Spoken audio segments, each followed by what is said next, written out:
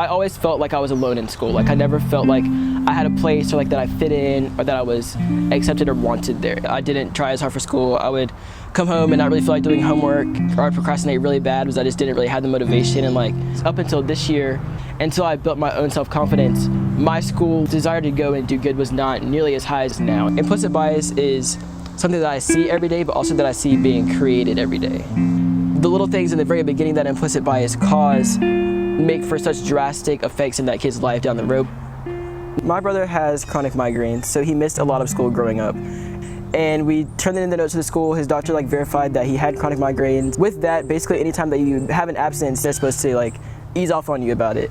And his school social worker was just on us all the time. She was calling us multiple times a week, and it was like we could never really get a break, even though he had a legitimate issue. And it was only black kids that she was doing this to. It wasn't white kids who had any absence problems. There was none that she had on her list that were white kids that she was going for. It was only black kids. And he never really got a break from it. Like, it didn't end until we moved away.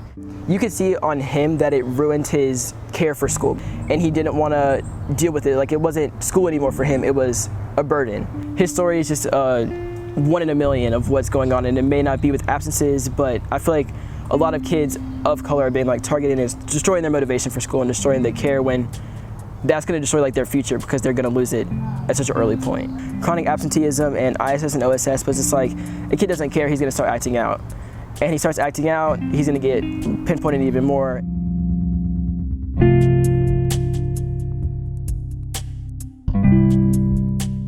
People just not really realizing that they're being discriminatory is the biggest issue. For me, I'll go to school and I'll be in a classroom setting, and it's like a white kid will be yelling out and they'll get a warning. But a black kid does it and they're sitting out of the classroom and they get in trouble, and then they end up with ISS or lunch detention or OSS.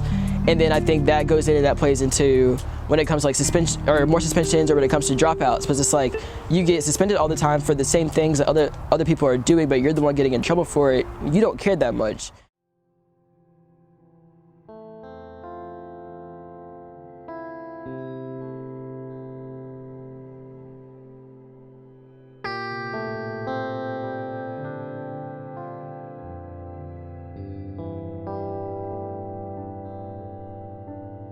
I'm being targeted the moment I walk in the room. Like, I'm at a disadvantage just for being myself. I had a teacher who was homophobic and racist last year. She would just be more hostile towards me. She wouldn't respond to me as often. In the classroom as a whole, she would respond to all the white kids before she would answer any of the black kids.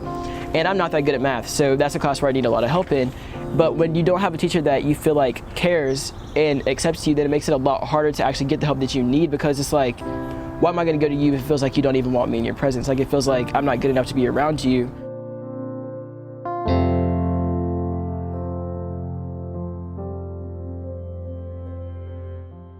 She probably didn't even think it out, like, oh, I'm gonna pick the white kids first. Like, I don't think that was ever a thought that went through her mind. That's how she was raised, and that's where she came from, and that's what she's always known.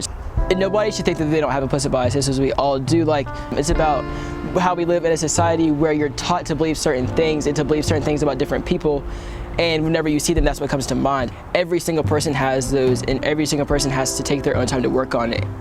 Like, it's not about one minority, it's about where they all meet. Where I haven't faced stuff for being black, it's been equaled out, I guess you could say, by being gay. Because being gay is definitely pounded onto or added onto it in a lot of ways. And for me, it's like I walk in the bathroom and boys see me and they're like, oh, I don't want to be in the bathroom with the gay kid, they walk out.